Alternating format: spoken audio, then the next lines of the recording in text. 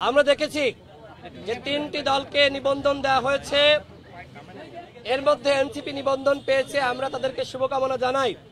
কিন্তু আরো বাকি দুটি দল কিভাবে নিবন্ধন পেয়েছে সেটি নিয়ে প্রশ্ন আছে।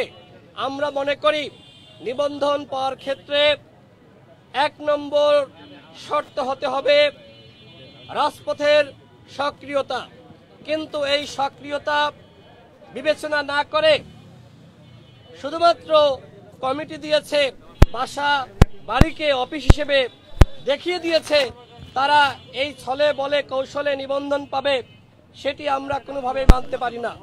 আমরা দেখেছি ২৪-এর ডামি নির্বাচনের আগে কিভাবে বিএনএম, সুপ্রিম পার্টি সহ কয়েকটি দলকে ডিজিএফআই এর নির্দেশনায় নিবন্ধন দেওয়া হয়েছে। এর আগে প্রধান নির্বাচন কমিশনারের সাথে বৈঠক করে আমরা অনুরোধ জানিয়েছিলাম এই সকল ভুইফোর দলকে, যারা আগে ডিজিএফআই এর মাধ্যমে নিবন্ধন পেয়েছে, এদের অবশ্যই নিবন্ধন বাতিল করতে হবে।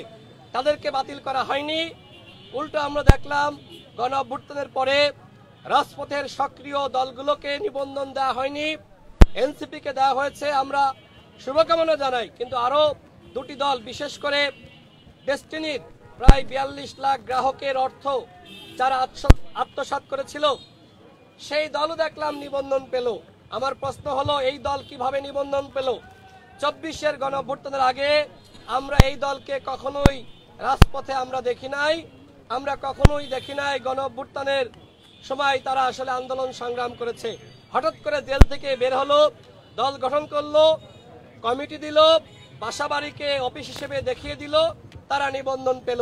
কিন্তু তারেক রহমান, যাকে আপনারা সকলে চিনেন, রাজপথের জ্বালাময়ী বক্তব্য সকলে শুনেছেন, সবসময় সংগ্রাম করেছেন, এমনকি তিনি একাই মাইক হাতে সবসময় ভারতীয় পণ্য বর্জনের স্লোগান দিয়েছেন, পণ্য বর্জন করার আহ্বান জানিয়েছেন।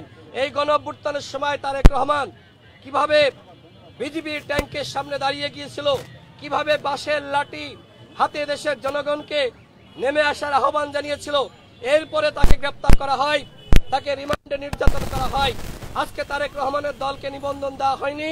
তারেক রহমান ভাই এখানে অনশন করছেন, তার সাথে সংহতি জানানোর জন্য আমার ব্যক্তিগত জায়গা থেকে তার প্রতি আমার যে শ্রদ্ধা, তার সংগ্রামের প্রতি আমার যে সমর্মিত ভালোবাসা, সেই জায়গা থেকে আমি সংহতি জানানোর জন্য এসেছি।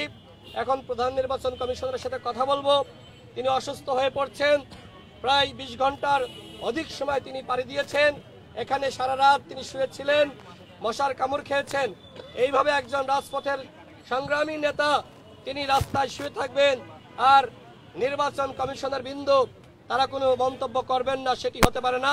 তাদের মন্তব্য জানার জন্য, তারা কি ভাবছেন, কি করবেন, সেটি জানার জন্য মাননীয় প্রধান নির্বাচন কমিশনারের সাথে কথা বলার জন্য এই মুহূর্তে আমি যাব। তারেক রহমান ভাইয়ের যে আন্দোলন, সেই আন্দোলনের প্রতি আমার সংহতি রয়েছে, তারেক রহমান ভাইয়ের প্রতি ভালোবাসা রয়েছে। আমি মনে করি তারেক রহমান ভাই যে আন্দোলন করছে, এই আন্দোলন যৌক্তিক আন্দোলন, এবং তার দল আমজনতার দলকে অবশ্যই নিবন্ধন দিতে হবে। ধন্যবাদ।